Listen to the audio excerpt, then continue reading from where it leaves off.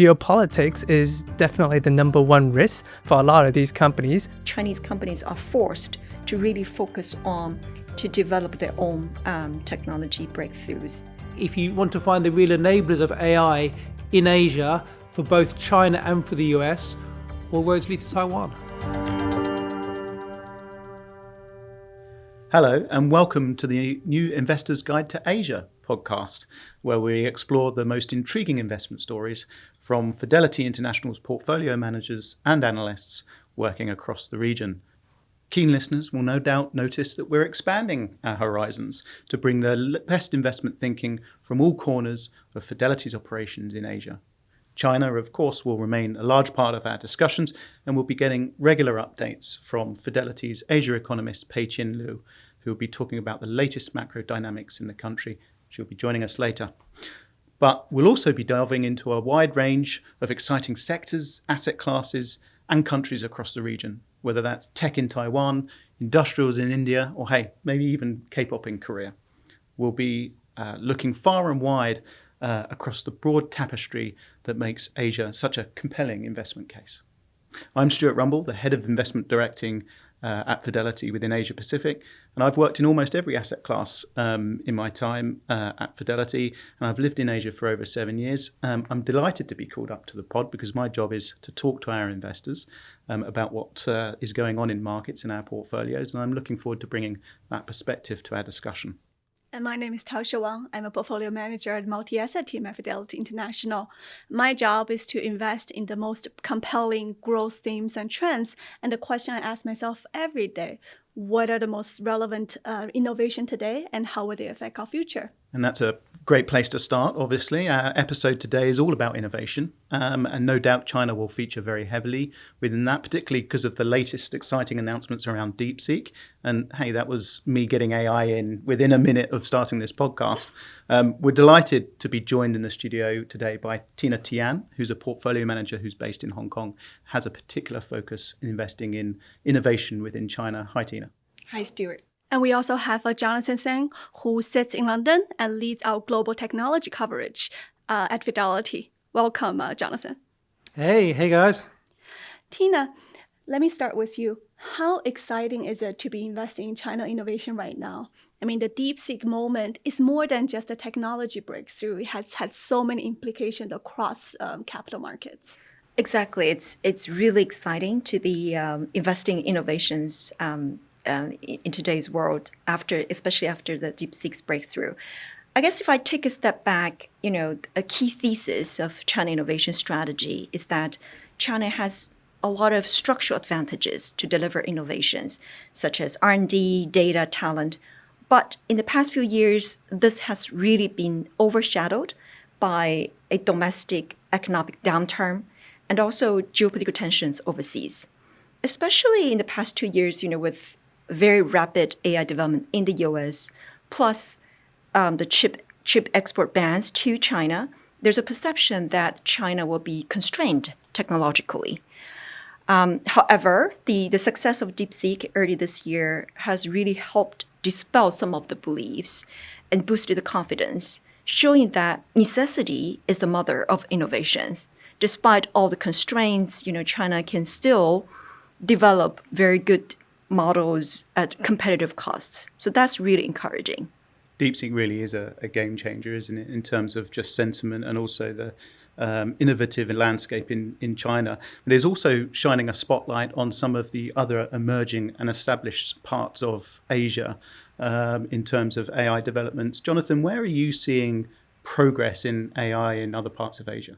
The thing I'd say is outside of mainland China, which is obviously the center of gravity for AI in the region, ultimately all roads lead to Taiwan. Taiwan is a leader in the world's chip-making industry. American companies rely on Taiwan, European companies rely on Taiwan, and Chinese companies rely on Taiwan.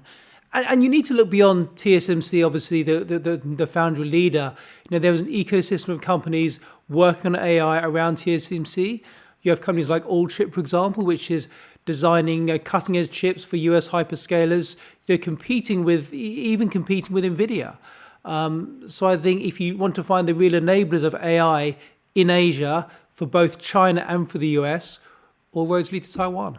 I was scrolling through a social media account the other day, and I came across the excitement around Manus. A Chinese developer has created an AI agent which does sort of hundreds of tasks. I thought it would be quite a microcosm of what the economy could look like in the future. Obviously, it's a Chinese developer. What next for AI in China, Tina? I think, first of all, we're going to see big progress in the AI ecosystem in China. Especially, I want to emphasize that we're going to see a lot of localization of both software and hardware. So, as we already discussed, DeepSeek, Manus, and other companies like Alibaba are developing their own large language models, and also hardware chips. Right, the local chip companies are working with these software companies to develop good local solutions to the AI problems. And with lower cost in large language model, in AI in general, we're going to see more adoption of AI. So, for example, to C, which is to customer, we're seeing a lot of applications such as DeepSeek, Tencent's Yuanbao app, and also ByteDance Doubao are seeing users really growing. And then from 2B perspective, which is to business, we're also seeing good adoption whereby companies are using AI tools to improve their productivity, to improve their digital marketing efficiency, etc. I guess kind of touching on Manus' example of an AI agent, and the big picture point to make is that these are applications built on top of large language models. Large language models like GPT or DeepSeek, they are a foundation, but you need to build end-user applications on top of them, which is where Asia has a chance to innovate, because it's hard to build the model, but it's easier to build an application on top. ChatGPT is an application. Story video generation is an application. And so like Manus and agentic AI, which chains together lots of different models as an application. So this is an area where people from all kinds of countries and nations can innovate. And the other thing is, agents like Manus are massively compute intensive. They chain together tens or even hundreds of model calls to produce a single result. And what you need is the lowest possible cost compute, because there are so many model calls. Again, that plays to China's advantages, because we've seen DeepSeek pioneering the idea of dropping the cost of compute by 10 times, 20 times, 50 times, which is what you need to enable these applications.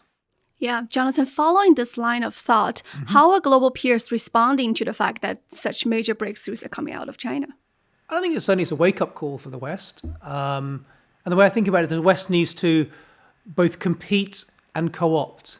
And compete, as I said, Western companies are probably complacent in assuming they were a year, 18 months, 2 years ahead of China.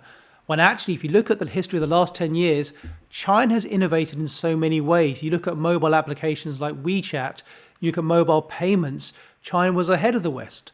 So in some ways, we should not be surprised to see China taking the smarts which built WeChat and applying it into AI models. So the West needs to compete against this and redouble their efforts and lean into their strengths. Because if you have export restrictions on chips, it's harder for China to get chips to compute. It's relatively easy for Western companies to get chips to compute. So they need to lean into their strengths, build out these clusters, take advantage of systems that can exploit those. So you need to compete. But the other thing you need to do is co-opt.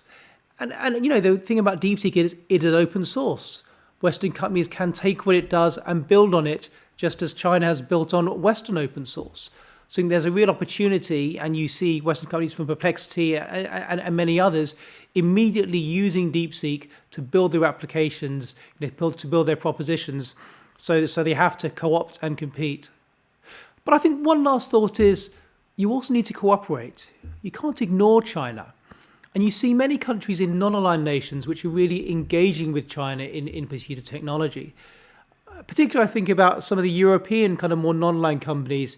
You see chip companies with a China for China strategy where they build Western-designed chips in Chinese fabs, paid for by Chinese money for Chinese consumption. And so I think the West, they need to, deal with this challenge in many different ways. Compete, co-opt, cooperate. We get lots of technological terms when talking about technology. Maybe we can just take one step back, Tina, for a second. And when we talk about innovation, we often talk about leading edge and trailing edge. What does that actually mean? So leading edge are those innovations that are truly globally leading and groundbreaking. So some of examples in China I can think of are, electric vehicle industry, mobile payment, like Johnny just mentioned, led by Weixin Pay and Alipay, and drones, for example. And then for trailing edge are, those innovations that are actually based off existing technologies, but, we make incremental improvements and optimizations to make it better and more efficient. Examples include AI, robotics, and drug development. We've talked a lot about examples that are having a real benefit and impact in China, but where are some of these Chinese companies leading globally, and what do they need to do to maintain their edge? One example I can think of is really electric vehicle industry, where China leads the rest of the world. So in 2024, China actually made 60% of the world's electric vehicles, and 50% of all the passenger cars sold in China are EVs. And behind that is a comprehensive, very efficient supply chain, especially battery.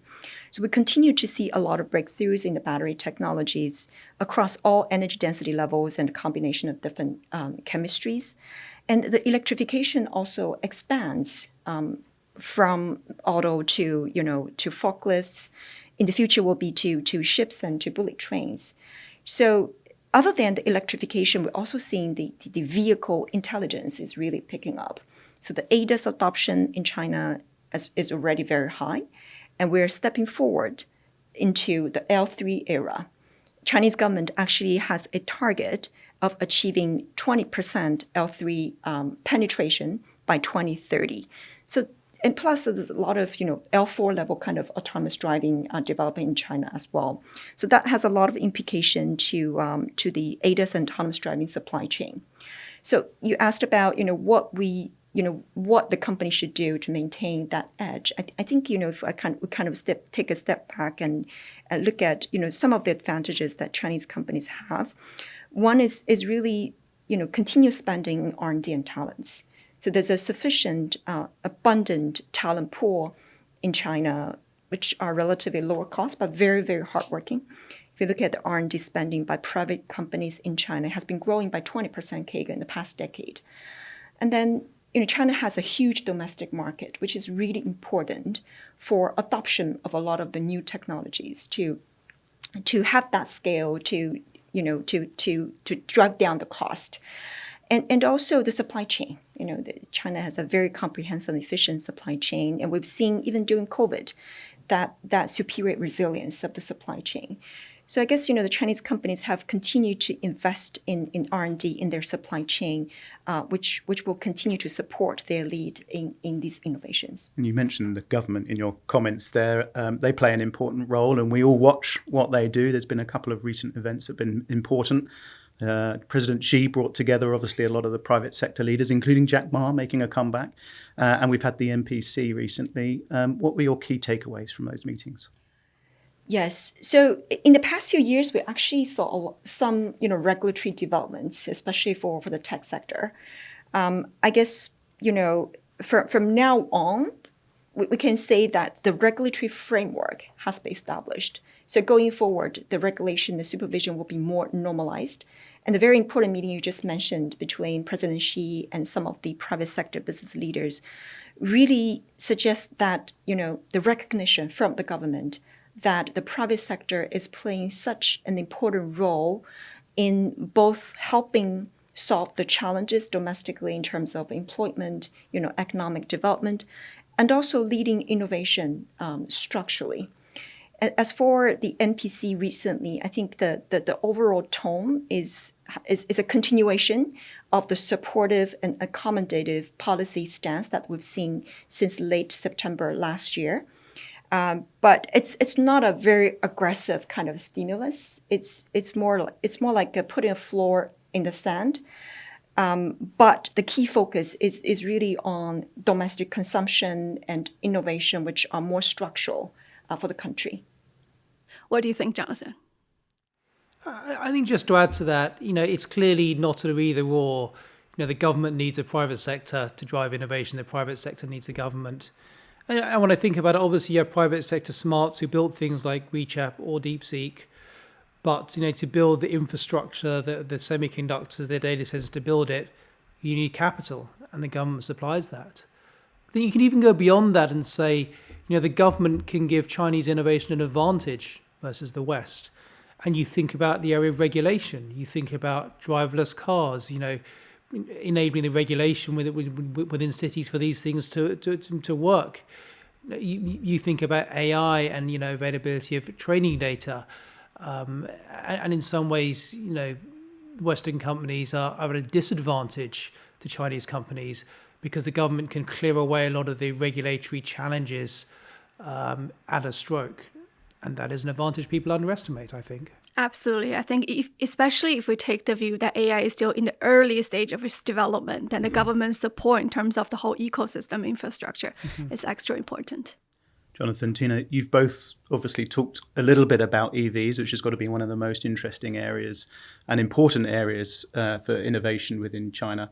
And some of these cars look fantastic as well. I managed to look at the SU7 the other day, and it was just beautiful.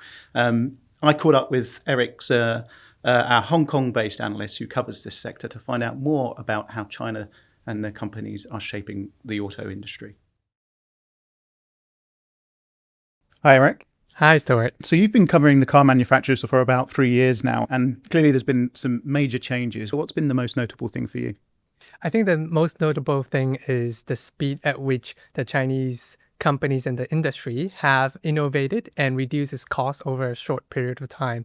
If we look at 2021, the best EV is actually the ones offered by Tesla. But today it's hard to say that anymore with Xiaomi SU7, with Huawei's vehicles. And if we look at a component that are usually used in autonomous driving, a LiDAR, to detect the distance between the object and the car, the cost of it has fallen from $1,000 3-4 years ago to only less than $200. So the cost reduction and innovation are really real. And Eric, obviously I joined you visiting one of those LiDAR companies not that long ago in Shanghai, and you've been there more recently as well. It's a fantastically futuristic city, obviously. What's the takeaway from the latest trip that you took? Yeah, I think the biggest key takeaway for me is how a lot of these companies are really taking a step at the autonomy problem and trying to bring that to reality in the next 3 to 5 years. And I'm really seeing a lot of new progress being made. Just to give you some examples, companies are trying to bring the latest technology to the latest generation fleet and get that into the market by mid or late 2025 and try to see if they can achieve economic break-even in application like robotaxi. So I think there's a lot of interesting potential to be realized within the next 3 to 5 years. And some of these companies are really leading in terms of the latest developments in car manufacturing. Where do you think the real edge, or an example of a company that really is sort of at the forefront and leading globally? In China, it happens to be the largest EV market thanks to the support of the government over a long period of time. And now, new technologies such as the EV battery technology as well as autonomous driving technology really have a good testing grounds for them to iterate their technology and improve. So I am seeing a lot of these, for example, EV battery companies already becoming the global leader, and a lot of these autonomous driving companies emerging to try to test the global leadership such as Waymo and Tesla. And it's obviously the largest EV market in the world, as you mentioned, largest exporter of EVs in the world. And I'm sure that comes with some risks in the current environment. What are the things that we should look out for? As you know, like every business industry is quite competitive in China. There are a lot of oversupply currently. So in order for a lot of these companies to earn excess profit and generate sufficient return to their investors, they're really looking to gain access to the global markets. So geopolitics is definitely the number one risk for a lot of these companies, trying to not only dominate the China EV markets, but be able to monetize their technology to benefit the rest of the world. So I think that's one thing that we have our mind focused on, to understand how they can, for what ways and business models and innovation they can benefit from the global market. Eric, thank you very much for your insights. I feel like every time Eric speaks, I'm hearing directly from the future. But one important thing that I really took away from that short interview was that the significant improvement in quality is happening at the same time as the rapid reduction in cost. I think it speaks to the fundamental of technology, which is about getting more things done for less. Jonathan, people have often talked about the physical manifestation of AI being the next stage of AI development. What do you think about that idea? I think it is the next stage. And the way to think about it is that so far everything you do on your computer has gone through your screen. When you had your PC, it went through your screen. Then it came to your smartphone, it went through your screen. That's great. Screens are great, but screens are only in your life a little bit of the day. If you can get the AI out into everything else, driving around, walking around, in the home, cleaning, this is the whole robotics thesis, then it means the benefits of digitalization, which so far we only consume via our screens, can be consumed and be spread out in everything we do. So far digitalization really affects kind of white collar roles or, things we can see, we can type in and out. It's much slower. You have to put things in and out of the screen. But if you can just see a robot, point to a robot, talk to a robot, drive a car, then suddenly many more parts of human activity, of the human experience, become addressable by AI. And Jonathan, when you and I and our other investment professionals meet the investors that invest with us, they often ask about our research process and how we stay on top of all this science that's taking place. How do you translate, your research into investment ideas? I think I'll say at Fidelity, we like to talk. We talk to companies, we talk to supply chain, we talk to industry, and above all, we talk to each other. We have analysts across the globe. I'm in constant communication, constant chat with them during the day, during the evening. I was on the West Coast in San Francisco. My colleagues from the Asia team were there. We were meeting companies. And the free flow of information from the companies to us, between the analysts to the portfolio managers, that's where the ideas come from. Because we see things and we put things together and we spot things before the market can spot them. So I think, in essence, is because we are always talking and always sharing information. Tina, maybe you could tell us a little bit about your investment process. You were an analyst before, and now you're a portfolio manager. You've navigated through the complex and rapidly changing China innovation scene. Tell us a little bit about it. Sure. So my investment philosophy is really, I believe that innovation drives better growth, stronger return, and ultimately stock return. And my observation is that the markets tend to be more focused on short term.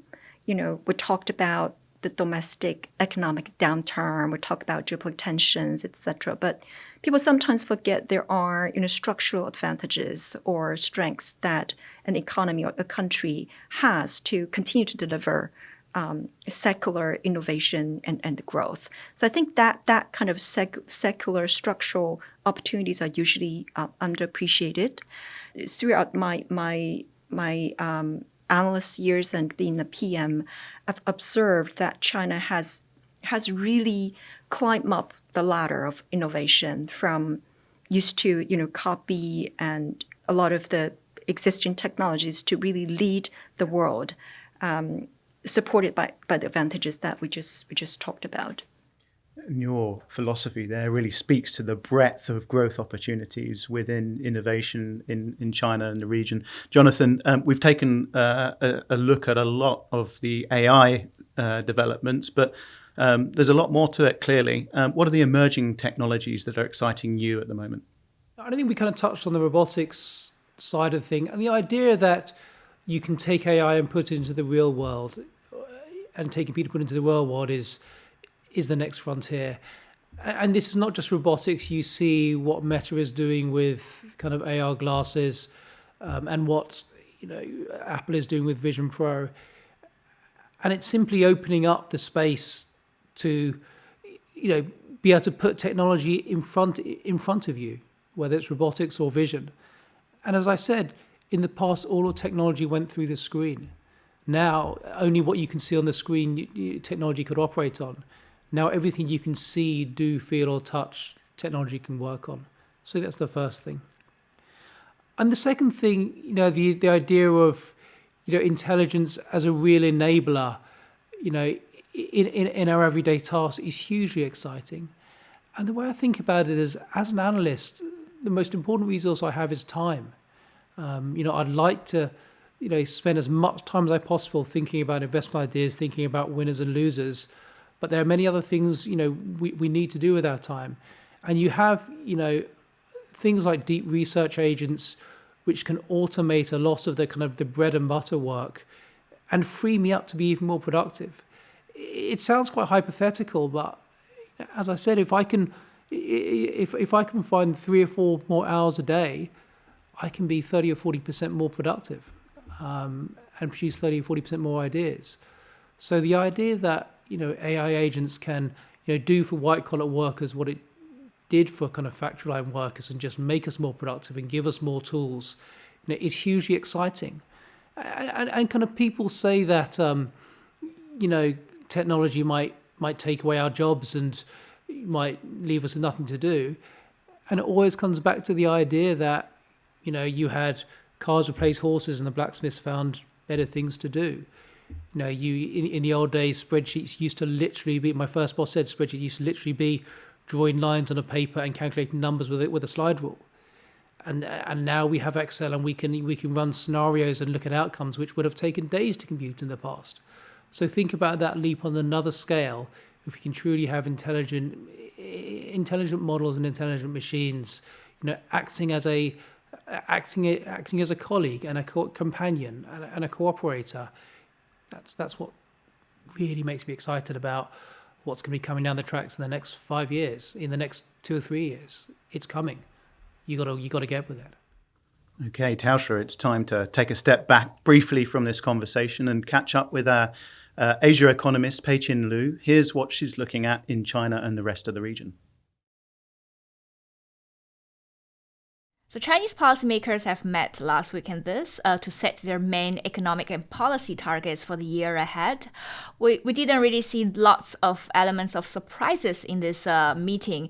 They have maintained their GDP targets unchanged at 5%, largely signaling their appetite to maintain stability, lower their inflation target marginally to 2%, but coupled with more fiscal easing, moderately expansionary in terms of fiscal deficit targets to 4%, as well as about 3 trillion additional bond issuances. Taking that together, I think that's a moderately expansionary package that's perhaps enough to secure a stable growth momentum, but without considering the external headwinds that's about to come. I think for China, the main uncertainty or risks to watch out for is the external risks. We know that the Trump administration have initiated an American-first trade policy with investigations on China's trade practices, as well as China's progress of fulfilling U.S.-China Phase 1 deal. So now that's about to end or conclude initially in April, and that perhaps preludes some more tariff policy that's about to come. The U.S. has already imposed 20 percentage points additional tariff on Chinese imports. And I think if that is going to be added further, it's going to be a very big headwind to China's external demand. I think for the rest of Asia, we are really watching out for 3 main narratives. The first and foremost is definitely what the Fed is going to do, because that pertains Asia's ability to balance between stimulating domestic demand with gradual rate cuts and at the same time maintaining financial stability and capital flow stability. So that balancing act depends largely on the pace and outlook of the Fed's interest rate policies. Secondly, I think tariff is going to affect all the rest of the Asian economy as well. Trump has been flagging this possibility of imposing reciprocal tariffs, and that's going to have impact on many of the Asian economies who are export-oriented. And lastly, I think China's pace of recovery is also very critical for the region, given how deeply China is integrated into the regional and global manufacturing supply chain. So China's recovery will largely benefit Asia region as its demand picks up. And we'll be joined by Peiqian for our next episode. She obviously referenced their tariffs. There's a lot going on geopolitically. Johnny, how do you see the recent tariff announcements impacting innovation in China and their ability for Chinese companies to compete globally, particularly in the high-tech industries? I suspect it's more the volatility, uncertainty. The market hates volatility rather than the tariffs themselves. Tariffs, we live with them. We may argue about whether they're a good or a bad thing from whose point of view, but companies, will pass them on to consumers with whatever consequences that has. But I think, obviously the market seems to discount every headline as being the gospel truth. That creates volatility. We know it's not the case. We can sit back and think longer terms. What are the objectives of China? What are the objectives of the US administration? And try to hopefully take advantage of the volatility. I think when I think about China and China innovation, it's seen as a challenge. It's seen as a restriction. That they can't sell as many things overseas.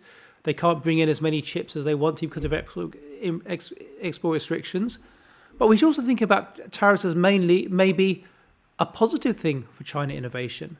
I mean, obviously it drives domestication of the semiconductor industry because, the US tried to clamp down on Chinese semiconductors in the last term. You see the massive redoubling of innovation in foundry, in semicap, in RF. And these companies, they got premium valuations because people recognized China was forced to build these companies up as national champions. I think another example is simply DeepSeek. The fundamental thing to realize is if you look at what DeepSeek did, all the innovations it did, they're about improving the efficiency of the models, about making do with less. They were forced to do this because of tariffs. DeepSeek succeeded and was so good because of restrictions, not in spite of them. And the more, the US squeezes down on China, the more China has to push back and innovate. That's the law.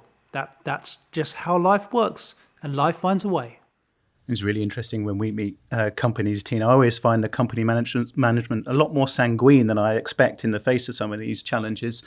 I guess they've been dealing with them since 2018, so there's nothing new. But what do they need to do to sort of continue to thrive in what is clearly a difficult environment?